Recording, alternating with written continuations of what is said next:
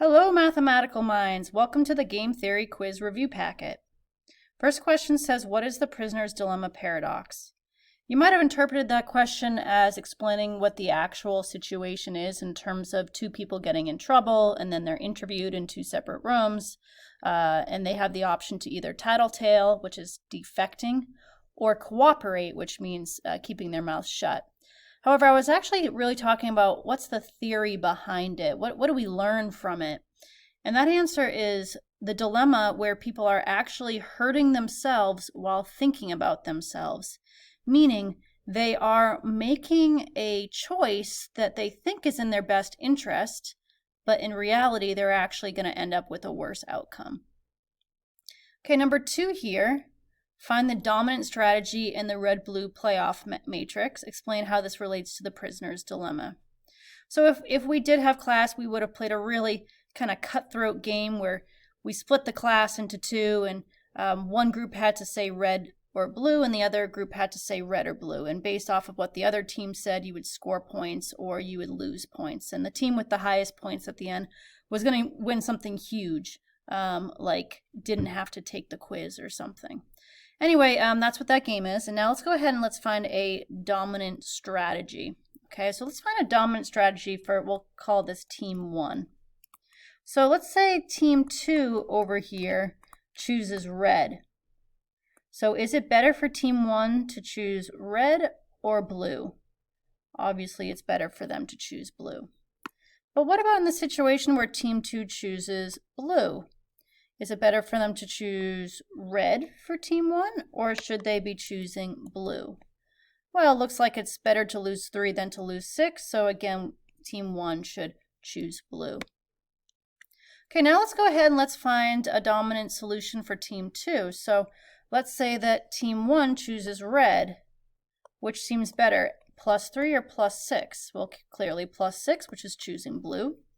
And then let's do the other situation, which is where team 1 chose blue, in which case you can see here that the -3 is better and you would choose blue.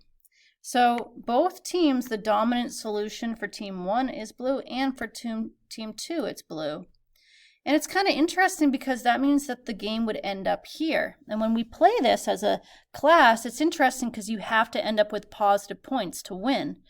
And by following your dominant strategy, you actually end up in a situation where you lose and you're negative. And so this relates back to the prisoner's dilemma because you actually end up hurting yourself by getting -3, -3, by actually choosing your dominant strategy or the thing that you think will help you the best in all situations. When in reality, what would be the best situation? It would actually be to kind of compromise and both choose red and get +3, +3. But a lot of people don't want to do that, right? Because if they choose blue, they have the possibility of getting a +6 if the other team chose red. All right, so what do you need to know from this question? You need to know that the dominant strategy is blue and blue, and you need to understand this principle right here. Find the dominant strategy for this scenario.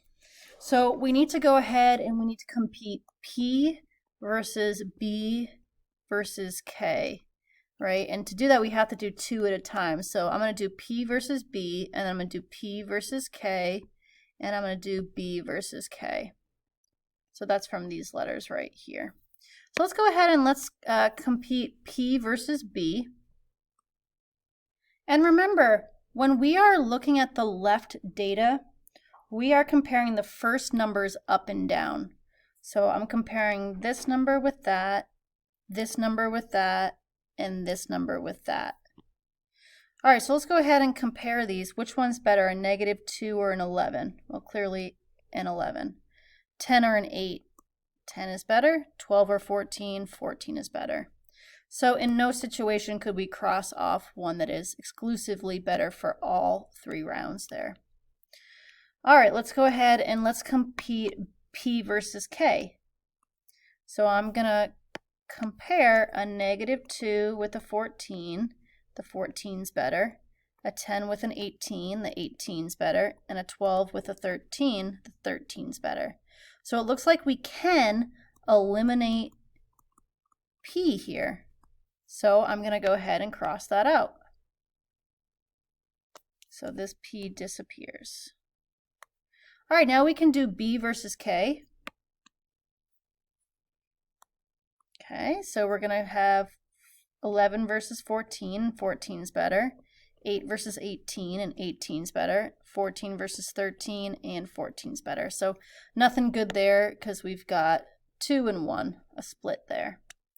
All right, so now we're done with our left side. So now we need to go ahead and we need to compete the right side. So we need to do spray, hug, poke. So S versus H, and then maybe a S versus P, and then H versus P. Okay, now we're going to compare the upper data, which is comparing the second numbers left and right, and then we'd be crossing off columns. Okay, so we're here, if I'm going to do S versus H, I'm comparing these numbers, and I'm doing that left and right. So of these two, which is better? Looks like the 7 is better. And of these two, which is better? Looks like the 10 is better. So from this, we can eliminate the hug, which is what social distancing has been doing. Wah, wah. Okay, so I'm going to go ahead and I'm going to cancel out the hug here. Well, if I've canceled out the hug, I don't have to do this because H is gone, but we do have to do S versus P. So I'm circling 11 and, oops, I should have been doing 7, right? 7 and 10, and then 10 and 12. All right, do we have anything that's exclusively better? And we actually do. What's better, 7 or 10? 10's better. What's better, 10 or 12? 12 is better. So it looks like from S versus P, we can eliminate the S, because that does not win. Sorry, that check mark was left over from another one. All right, so we can go ahead and we can eliminate this. And since we've done all 3 of these, we didn't actually have to do the last one because it was already eliminated, but now we can go back to competing the sides, and we are going to do block versus kill. And as a reminder, we're dealing with the left data, which means we're comparing the first numbers up and down. So we've got 14 and a 13. Which one's better? 14. So we're actually going to cross off the kill. So our dominant strategy is going to be block for player 1. And for player 2, our dominant strategy is going to be poke. And if we end up with a block and a poke, they get 14, right? That comes from this right here. And then this person, player 2, is going to get 10. So that would be the dominant strategy. That's where they would end up. All right, here we go. Wapato Point has a choice of charging $300 a night, $400 a night, $500 a night during the 4th of July weekend. The success of Wapato Point depends on the demand for housing during this time. The payoff matrix is shown below. So here's the deal. If we have low demand, there are going to be 15 people renting at $300 a night. If we have low demand and you're charging $400 a night, only 10 people are going to stay there. So the real question is, given that there's a 25% chance of low demand, 50% chance of medium demand, 25% of high demand, the question is, how much should Wapato Point set their price point at? So to figure out what the optimist would pick, we have to find the maximum all the way across. Okay, the maximum on the top circle is 18, and then the middle circle we've got a max of 20, and the bottom we've got a max of 30. So remember, the optimist picks the max of the maxes, and so we would pick the 30, and so they would choose 500 a night, which makes sense. They're optimistically thinking that you'll be able to make a lot of money. All right, next one is what would the pessimist pick? Well, we have to do the same exact thing that we just did, except we're now going to choose the lowest. So what's our lowest there is 15. What's our lowest here? It's 10. What's our lowest here? It's -5. So the pessimist assumes that the worst case is going to happen, so what they want to do is go with the highest value that you're going to get if you are kind of limited to the worst case scenario. In which case that would be 15, and so that would be to charge $300 a night. All right, next one, we are going to find the Bayesian strategist. A little out of order from what we're used to. Okay, so that is going to be, let's see if I can make this a little smaller. Perfect.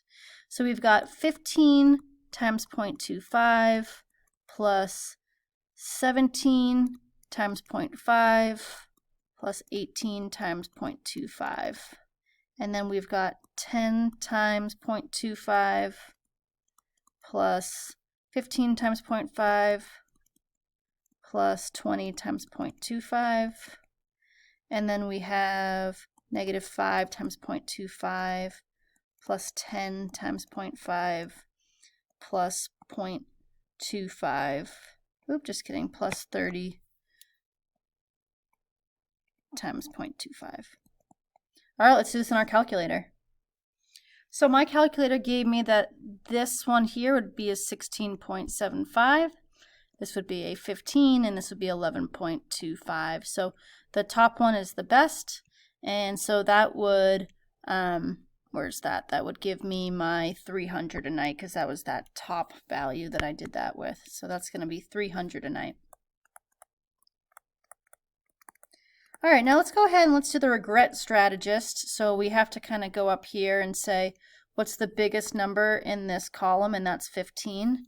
So we would regret 0 here, 5 here, and 20. I'm comparing all these numbers to this big one, the biggest one.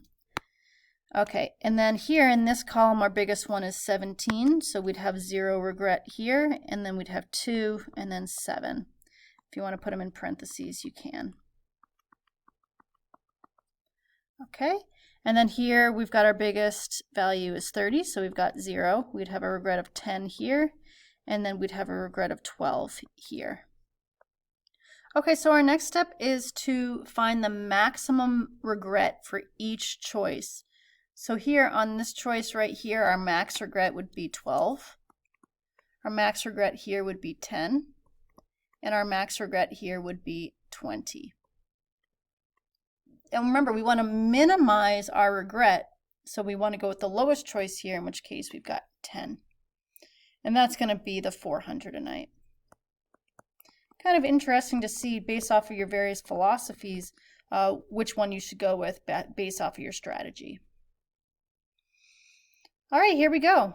There are 80 groups in Manson that need housing on the 4th of July weekend. Wapato Point and Mountain View Lodge are in competition. Both establishments have 60 rooms.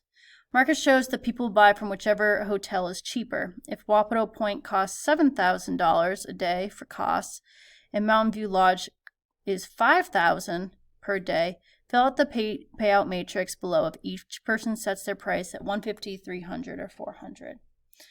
Well, like I said before, I really like to do these ones first. So if we're at M, that's what? Mountain View Lodge. So if we are talking about having 60 rooms, oh sorry, they both have 60 rooms. If we're talking about 80 people that need housing and they're both setting their price the same, they're both going to end up with 40 people at each, or 40 groups of each. So here, let's just set up what we usually do with, this is your $ times something minus something else. So it's going to be something, $ times something minus. Okay, so for Mountain View Lodge, the cost is $5,000 for a day, and then for Wapato Point, it's $7,000. So we've got that. Okay, so let's go back to this. We're setting our price right here. Remember, this is where we're at $150. So we're at $150 for both people. And we have 80 groups, so we're going to split that into 40 and 40. So let's do the math on that. Okay, I did the math and I got 1,000 for Mountain View Lodge and negative 1,000 for Wapato Point. So let's go ahead and let's do this one now. So that's going to be $300. So I'm going to go ahead and change this top number to 300. And since they're both having the same price, they still will have 40 groups each, right? Because 40 plus 40 adds to 80, and we've got 80 groups that need. So let's go ahead and let's do that math.